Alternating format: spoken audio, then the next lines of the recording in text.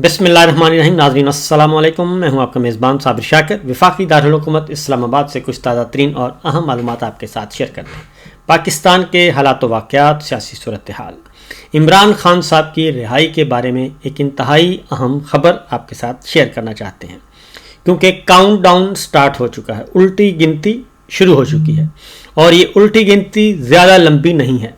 इमरान खान साहब बहुत जल्द रिहा होकर अपने घर में होंगे और अपने कारकुनान से मिलेंगे, अपने रहनुमाओं से मिलेंगे। आपको वो अपनी पार्टी की सदारत करते हुए नज़र आएंगे, सियासी सरगर्मियाँ लेते हुए नज़र आएंगे। ये सब कुछ आपके सामने होगा और कब होगा, कैसे होगा, इसके बारे में आपको बताते हैं, क्योंकि हुक्मरान इत्तेहाद नून लीग पीपल्स पार्टी एक अपना खेल खेल रही है।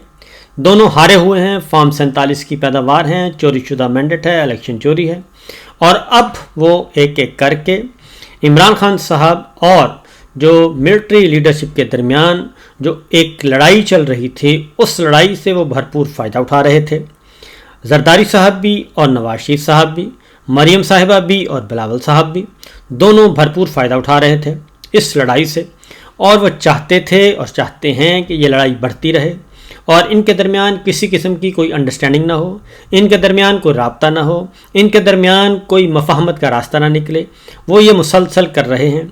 एक ज़रा ओपनली आ जाता है, मरियम साहिबा चूँकि शॉर्ट टेम्पर हैं, शहबाज शरीफ साहब नून लीग वाले शॉर्ट टेम्पर हैं, वो भड़बोले हैं, वो सब कुछ बयान कर देते हैं और आग उगलते रहते हैं। पीपल्स पार्टी वाले जरदारी साहब ये ज़रा थोड़े से उनसे ज़्यादा सीनियर हैं और बड़े घाक हैं।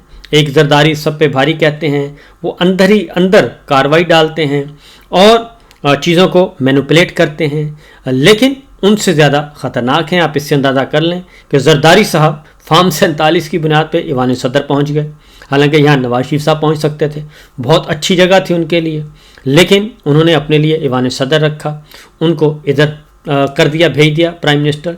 काबीना में वो नहीं आ रहे, पंजाब में हिस्सा मांग रहे हैं, 2 गवर्नर हाउस ले लिए, एक चेयरमैन सेनेट की सीट ले ली, डिप्टी स्पीकर ले लिए।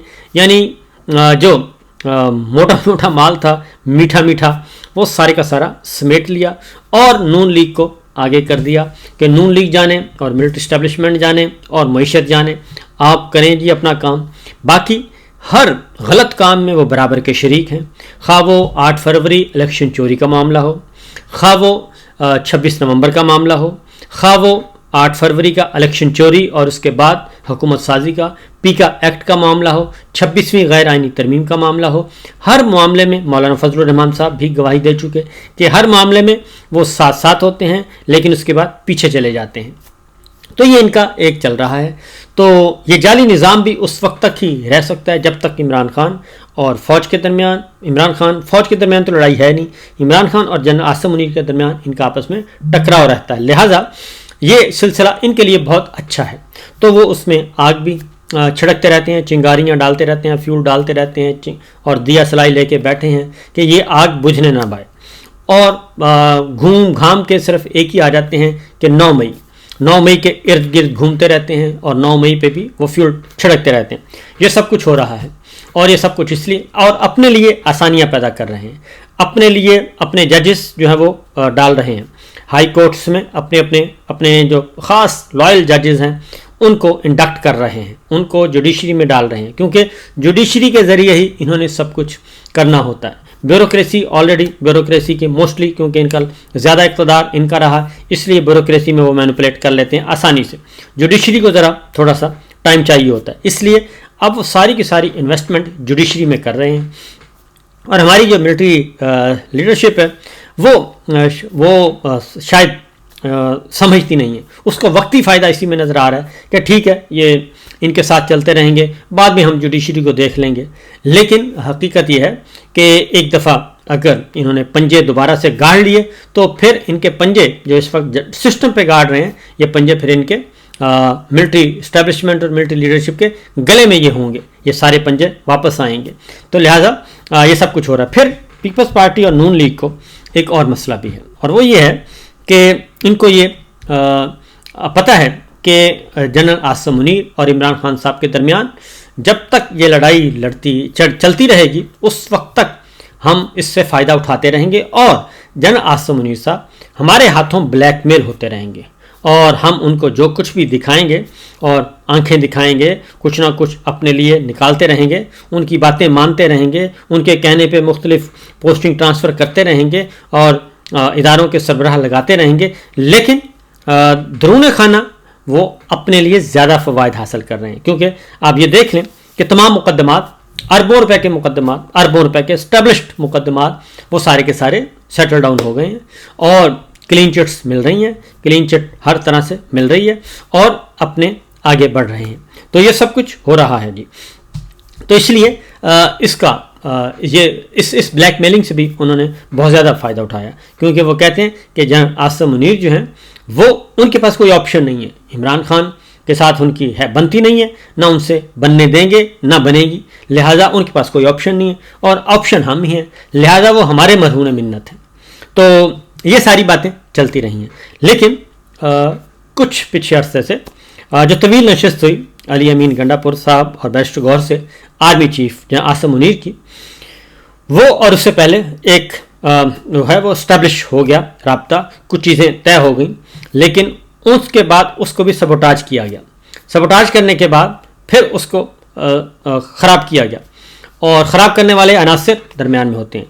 अब क्योंकि ऐसे जब आप कमज़ोर हैं, इस वक्त हकीकत यह है कि जहाँ आसिम मुनीर साहब अपनी जगह पे कमज़ोर हैं और ये लोग अपनी जगह पे कमज़ोर हैं दोनों कमज़ोर, कानूनी तौर पे, आइनी तौर पे, जमहूरी तौर पे, अखलाकी तौर पे कमज़ोर पोजीशन पे हैं।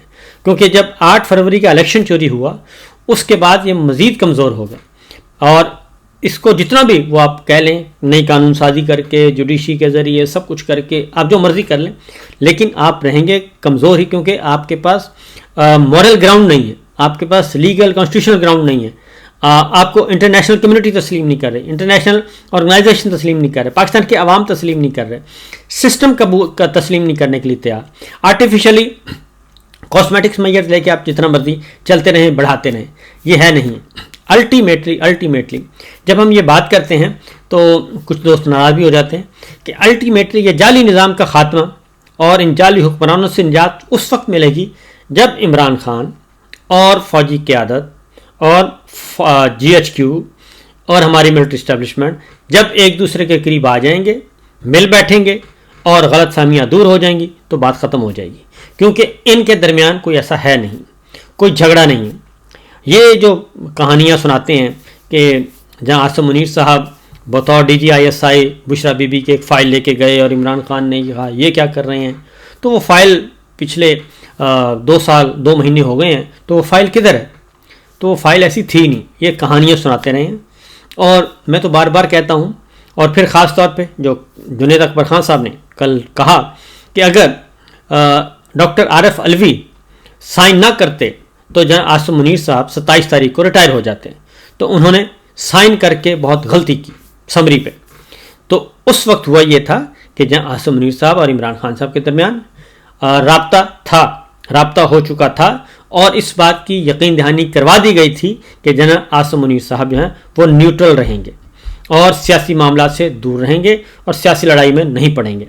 ये हो चुकी थी अंडरस्टैंडिंग और मैं एक से ज़्यादा राब्तों को जानता हूँ जहाँ पे ये गारंटी दी गई थी। इसीलिए जब अलवी साहब, प्रेसिडेंट अलवी जब गए ज़मान पार्क, जब समरी आ गई और ज़मान पार्क के खसूसी तैयारे के ज़रिए इमरान खान साहब से मिलने और बताने, तो बाहर खबरें चल रही थी कि ये समरी पे दस्तखत नहीं होंगे, इमरान खान साहब ये कर देंगे और ये बिल्कुल एक नया क्राइसिस हो रहा। तो मैंने उसी वक्त कह दिया था कि नहीं, ऐसा नहीं होगा, ये समरी आज ही साइन होगी। और फिर जब प्रेसिडेंट अलवी जब वहाँ से बात किए बगैर सीधे एयरपोर्ट निकले तो उसके बाद मज़ीद ख़बरें फैलना शुरू हो गई और वो तकरीबन 1 घंटा लगता है एयरपोर्ट से ईवान सदर पहुँचने तक। लाहौर एयरपोर्ट से ईवान सदर स्पेशल तैयारा था तो 1-1.25 घंटा लगता है। उस 1.25 घंटे में बहुत सी आसराइयाँ होती रही थी। तो मैंने उस वक्त भी कह दिया था कि इमरान खान साहब ने ओके कर दिया है कि आप जाएं और जाके किसी किस्म की रुकावट ना डालें। और प्रेसिडेंट अलवी ने उसी रात साइन कर दिया, समरी अप्रूव कर दी। तो उसके बाद फिर जाहिर है कुछ नए खेल खेले गए और खेल खेलने वाला जो है और खेल खेलने वाले जो हैं वो बहुत सारे लोग निकल चुके हैं और उनमें जनरल नदीम अंजुम जो हैं وہ موجود تھے اور قاضی فائزی صاحب موجود تھے. یہ دو لوگ جو ہیں وہ بہت زیادہ ان کا رول پلے کرتے رہے ہیں اور نیگیٹو رول پلے کرتے رہے ہیں, تو جس کی وجہ سے یہ چیزیں ہوتی رہیں. اب جو ملاقات ہوئی ہے علی امین گنڈا پور بیرسٹر گوہر کی آرمی چیف عاصم منیر صاحب سے, طویل نشست ہوئی اور ایک سے زیادہ ملاقاتیں ہوئی, لیکن ایک ملاقات ڈسکلوز ہو گئی اور 2 گھنٹے سے زیادہ رہی. اس کے بعد پھر شور و غوغا ہوا, اور شور و غوغا ہونے کے بعد پھر نون لیگ کے اندر سے اور جاتی امراء کے اندر سے بہت زیادہ جو ہے وہ پریشر آیا اور کھلے عام انہوں نے اظہار خیال کرنا شروع کیا. اس کے بعد پھر جنرل عاصم منیر صاحب کی ایک ملاقات نواز شریف صاحب سے بھی ہو چکی ہے میری اطلاع کے مطابق جاتی امراء میں, اور مریم صاحبہ بھی ادھر موجود تھی, تو وہ بھی ایک ہو چکی ہے میری اطلاع کے مطابق. اور پھر ایک اور ملاقات مریم صاحب سے بھی ہوئی تھی. تو بہرحال یہ چیزیں چلتی رہیں اور پھر معاملات پھر 26 نومبر ہو گیا, اور 26 نومبر کے وقت بھی اس سے پہلے بھی 4 اکتوبر سے 26 نومبر کے دوران بھی اور 26 نومبر کے بعد بھی یہ چیزیں بہت تیزی سے آگے بڑھی تھیں. مجھے اچھی طرح اندازہ تھا یہ جو اس پشاور والی میٹنگ ہوئی, طویل نشست, کیونکہ مجھے ایک سے ایک نہیں 3-4 لوگوں سے میری بات ہوئی. پھر اس دوران عمران خان صاحب کے ساتھ بہت سارے ایسے لوگ رابطے میں ہیں, ملاقاتیں کر رہے ہیں کہ جو چیزوں کو ٹھیک کرنا چاہتے ہیں, تاکہ یہ جو چیزیں ہیں نا جی, یہ ہم باہر کی طرف جو دیکھتے ہیں وہ باہر کی طرف نہ دیکھیں بلکہ درون خانہ ہی یہ چیزیں حل کر لیں.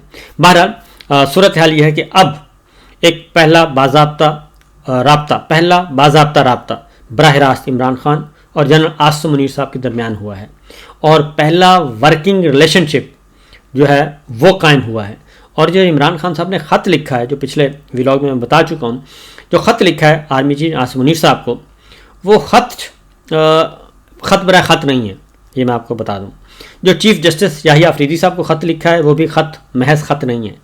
جو امین الدین خان صاحب کو خط لکھا ہے وہ بھی خط محض خط نہیں ہے, اور وہ چیزیں ریکارڈ پہ لا کے رکھی ہوئی ہیں کہ جناب یہ ہیں.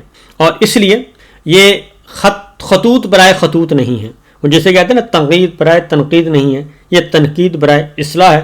تو یہ خطوط بھی خطوط برائے مقصد ہیں, اور ان کے کچھ ٹارگٹس ہیں, کچھ آبجیکٹیوز ہیں, وہ حاصل ہونے ہیں اور ہو کر رہیں گے.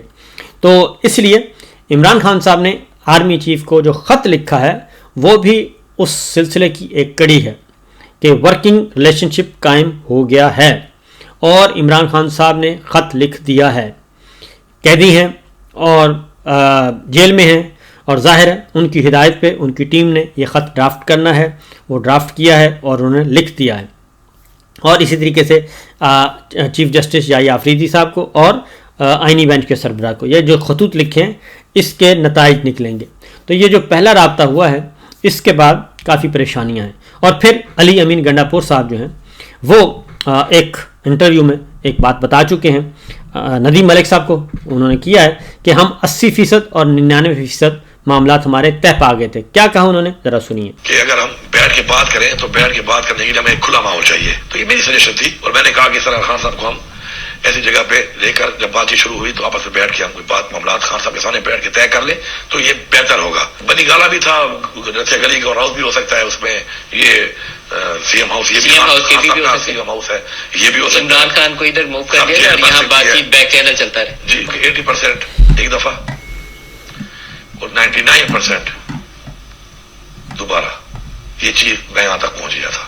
99%؟ یہ کب کی بات؟ یہ بات ابھی کچھ تھوڑے عرصے پہلے کی بات ہے. یہ 24-25 نومبر والی بات؟ نہیں 26 نومبر کے بعد کی بات ہے. اس کے بعد کی بات؟ 26 نومبر سے پہلے میں سمجھتا ہوں کہ 80% تک میں, تو 26 کے بعد 99 کیسے ہوا؟ اور میرے ساتھ اور بھی لوگ ہیں جو کوشش کر رہے ہیں, اس لیے میں اکیلا نہیں کر رہا. تو 80% جو ہے وہ جو معاملات, دیکھیں معاملات حل کب ہوں گے جب باقی دو ساتھ بیٹھیں گے نا. 26 نومبر کے بعد 99% کیسے ہوا؟ بس وہ 99% بس جو ہو رہا تھا تو ان کو پتا ہے کیسے ہو رہا تھا. تو پھر پروسیس کمپلیٹ کیوں نہیں ہوا؟ ابھی وہ پروسیس ہے. ہاں ان پروسیس ہے. میری وہ ملاقاتوں کا سلسلہ تھوڑا کم ہوا ہے, تو میں دیکھتا ہوں کہ آپ کی اس کیمپین نے کتنا اثر انداز کیا ہے اس چیز کو جس کو میں 99 کہہ رہا تھا. تو میری ایک دوسری پھر ملاقاتیں ہوں گی تو پھر اس کے بعد میں آپ کو بتاؤں گا کہ وہ 99 سے پھر نیچے آئے ہیں یا انشاءاللہ ہم آگے بڑھیں گے. میں آپ کو یہ بتا رہا ہوں عمران خان سے بھی دونوں کو آپ کو ملنا پڑے گا. جی آبویسلی. کیا دوبارہ نتھیا گلی والی آپشن آن دی ٹیبل ہوگی کہ نتھیا گلی میں وہ سی ایم نیکسی میں دوبارہ عمران خان کو؟ وہ تو عمران خان کا فیصلہ ہے, وہ کہہ نہیں سکتا, لیکن عمران خان کا وہاں پہ آمادہ نہ ہونے کے بعد بھی جب میں 99% کہہ رہا ہوں تو چیزیں کافی قریب میں انشاءاللہ لے آیا ہوں. اور اب اس کے بعد چیزیں اب بہتر کلیئر بتا دیتا ہوں. چلیں اب چیزیں میں بلیک اینڈ وائٹ میں لے آیا ہوں. بلیک اینڈ وائٹ میں اب مجھے انکار کا مطلب یہ ہے کہ اگلے لاجواب ہے. بلیک اینڈ وائٹ کا مطلب یہ ہے کہ یہ اگلے لاجواب ہے. تحریری طور پر آپ آپس میں ایکسچینج کر رہے ہیں. اگلے لاجواب ہے اب کہ اگر اب وہ اس چیز سے پیچھے ہٹیں گے تو اس کا مطلب ہے کہ اس زبان سے پیچھے ہٹیں گے جو ہماری چل رہی تھی کہ اگر ایسے ہو پاکستان کے لیے یہ ہو تو ہم یہ کرنے کو تیار ہیں. اور عمران خان نے بھی کہا کہ یہ ہو تو پھر میں بھی پاکستان کے لیے معاف کر دیا ہے. تو اب یہ چیز یہاں تک یہاں تک تو بات یہاں تک آ چکی ہے. تو بہرحال دوسرا ہے ایک خبر، وہ ہے عمران ریاض خان صاحب کے بارے میں. ہمارا چھوٹا بھائی، دوست ہیں، کولیگ ہیں، بہت مشکل زندگی گزاری ہے. تو عمران ریاض خان کے بارے میں یہ بتاؤں گا کہ ان کے بارے میں جتنی بھی اس وقت ڈسکشن ہو رہی ہیں وہ ساری کی ساری وہ کیا سرائیاں زیادہ ہیں اس میں، کیونکہ ادھر ادھر سے خبریں، اور ان کی صحیح لوکیشن جو ہے وہ بہت ہی محفوظ ترین جگہ ہے، اور بہت ہی محفوظ ترین جگہ پہ ہیں وہ. اور انشاءاللہ ہو سکتا ہے اگلے 24 گھنٹے میں شاید وہ آپ کو ان کی لوکیشن جو ہے وہ صحیح معلوم ہو سکے. تو بہرحال وہ انتہائی محفوظ جگہ پہ ہیں اور سیکیور ہیں اور فٹ ہیں اور منظر عام پہ بہرحال آپ کو چلتے پھرتے نظر آئیں گے. اور فی الوقت اتنا ہی، اجازت دیجیے، اللہ حافظ.